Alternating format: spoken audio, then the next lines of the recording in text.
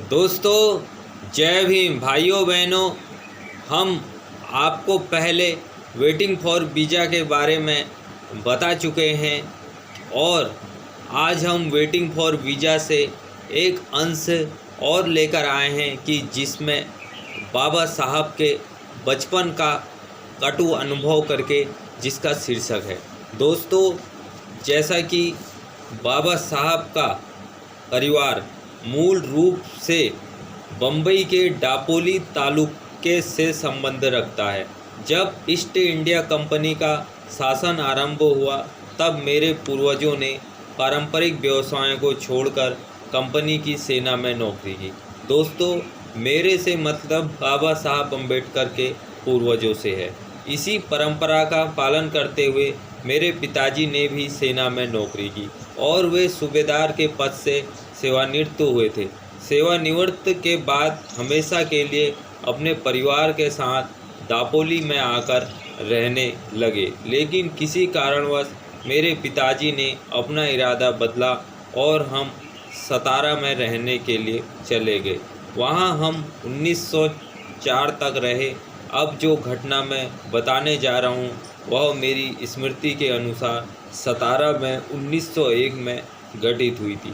मेरी माताजी जब जीवित नहीं थी, सतारा जिले के खटा ताकुले के गोरे गांव में बम्बई सरकार ने अकाल पीड़ितों को रोजगार देने के लिए एक तालाब खोदने का काम शुरू किया। वहां मेरे पिताजी कैशियर के पद पर कार्य करते थे।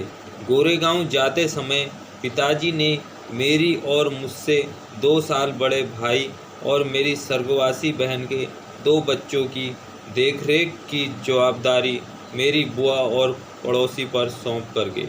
मेरी बुआ स्वभाव से संवेदनशील और दयालु थी, किंतु उसकी मदद हमें नहीं मिल पाती थी।